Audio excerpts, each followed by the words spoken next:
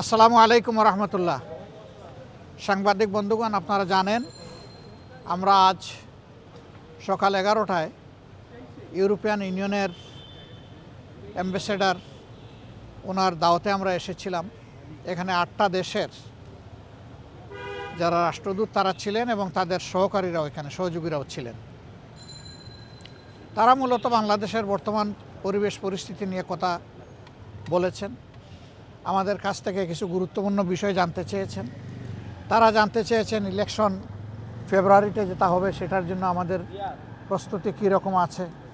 একই দিনে সাধারণ নির্বাচন এবং রেফারেন্ডাম যদি একই দিনে হয় সেখানে কোনো প্রবলেম হবে কিনা। আমরা বলেছি যে আমাদের দেশের মানুষ ততটা এখনও কনসাস না, এই জন্য একই দিনে দুটো নির্বাচন হলে দুটা নির্বাচনই ক্ষতিগ্রস্ত হওয়ার আশঙ্কা আছে, ভোটার টার্নওভারও কম হতে পারে।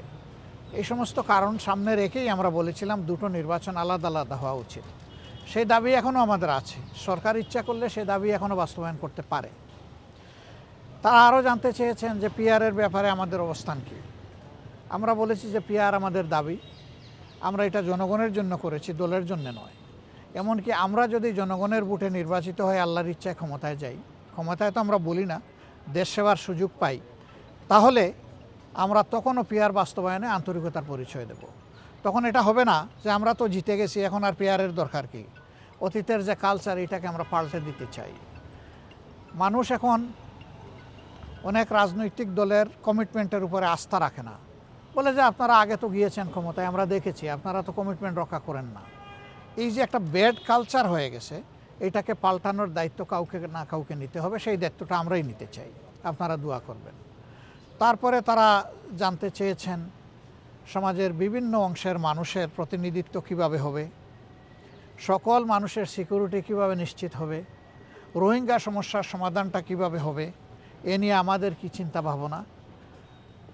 নির্বাচন পরবর্তী সময়ে যদি আমরা নির্বাচিত হই তাইলে প্রথম 100 দিনে আমাদের জনগণের প্রতি কী বক্তব্য থাকবে, কী করণীয় থাকবে, এই বিষয়গুলো তারা আমাদের কাছে জানতে চেয়েছে। তো আমরা বলেছি যে আমাদের সব কিছুই ফ্রেম করা আছে, আমরা ওয়ান টাইম যখন যেটা প্রযোজ্য সেটা আমরা সামনে রিলিজ করব। তারা আমাদের ম্যানিফেস্টোতে কিছু জিনিস দেখতে চান, আমরা বলেছি অলরেডি এগুলো আমরা ইনক্লুড করে নিয়েছি। তারা বাংলাদেশকে একটা ইনক্লুসিভ বাংলাদেশ দেখতে চান। আমরা তাদেরকে বলেছি আল্লাহ তাআলার ইচ্ছা এবং জনগণের ভালোবাসায় আমরা নির্বাচিত হলে সেই ইনক্লুসিভ বাংলাদেশই আমরা গড়ব ইনশাআল্লাহ। আমরা কোনো দলকেই বাদ দেব না।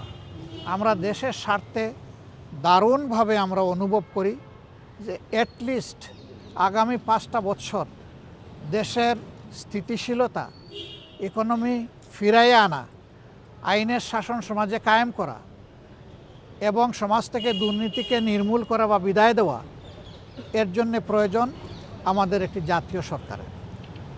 আমরা নির্বাচিত হলে সেই সরকারটাই গঠন করব। যারা এখানে অংশগ্রহণ করবেন তাদের কাছে শুধু 2টা জিনিসই আমরা প্রত্যাশা করব। নাম্বার 1, কেউ নিজে দুর্নীতি করবেন না এবং দুর্নীতিকে কোনোভাবে প্রশ্রয় দেবেন না। নাম্বার 2, আমরা চাইব সকলের জন্য বিচার সমান এবং নিশ্চিত করতে। এই ব্যাপারে কোনো ধরনের হস্তক্ষেপ কেউ করবেন না রাজনৈতিকভাবে।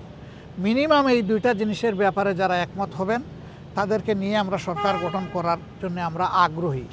আমাদের আপত্তি নাই না, আমরা আগ্রহী, সেটা দেশের স্বার্থে। এমনকি আল্লাহ যদি ইচ্ছা হয় যে 200 আসনেও আমরা বিজয়ী হয়ে যাই, তারপরে আমরা এটি করব ইনশাআল্লাহ। এবং দেশবাসীকে আমরা আশ্বস্ত করতে চাই, অতীতে যা হয়েছে হয়েছে, এখন সারা দেশবাসী আমরা ঐক্যবদ্ধ দেশের স্বার্থে, আমাদের আগামীর প্রজন্মের স্বার্থে। যুব সমাজের যে অ্যাসপিরেশন, তাদের যে আকাঙ্ক্ষা, এই আকাঙ্ক্ষা কোনোভাবে যাতে ব্যাহত এবং আহত না হয় সেই ব্যাপারে আমরা দারুণ শ্রদ্ধাশীল। তারা job creation, migration, education exchange, economic rebuild, এই সমস্ত বিষয়ে তারা কথা বলেছেন এবং তাদের সাজেশনগুলা, তাদের কথাগুলা আমাদের কাছে দারুণ আন্তরিক মনে হয়েছে। তারা আসলেই বাংলাদেশকে ভালোবাসে, তারা একটা বাংলাদেশকে বেটার বাংলাদেশ হিসাবে আগামীতে দেখতে চান। আমরা যেন দেশ এবং বিদেশের সকলের আশা আকাঙ্ক্ষাকে আমরা সম্মান করতে পারি এবং সকলের আশা বাস্তবায়ন হয়, আপনারা দোয়া করবেন। আমরা আমাদের রাজনীতি দলের জন্য করি না, ব্যক্তির জন্য করি না, আমাদের রাজনীতি জনগণের জন্য। এবং এটা আমরা কোথায় নয় কাজেই প্রমাণ দিতে চাই। আল্লাহ যেন সেই প্রমাণ দেওয়ার শক্তি আমাদেরকে দান করেন। আপনাদের সবাইকে ধন্যবাদ, কষ্ট করে এসেছেন আমাদের কথাগুলা কভার করার জন্যে।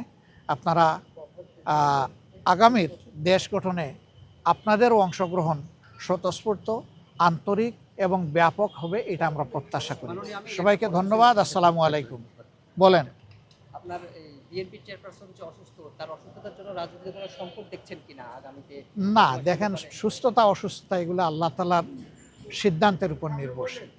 সারা দেশবাসী তার অসুস্থতার জন্য তার প্রতি শ্রদ্ধা নিবেদন করে দোয়া করছে, কিন্তু আমিও তো মরব, আমরা কেউ তো চিরদিন থাকবো না, আমাদেরকে এই দুনিয়া থেকে বিদায় নিতে হবে। আমাদের বিদায় নেওয়ার সাথে সমাজের চাকা চলা অচল হওয়ার কোনো সম্পর্ক থাকা উচিত নয়।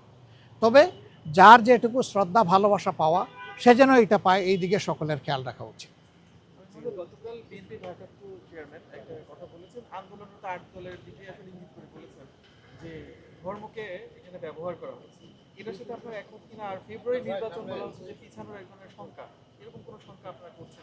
আমরা ধর্মকে কখনো ব্যবহার করি নাই, করব না। ধর্ম আমাদের আমাদের চিন্তার অঙ্গ, আমাদের কলিজার অংশ। আমরা ধর্ম নিয়েই কাজ করি, আমরা ধর্মকে ব্যবহার করি না।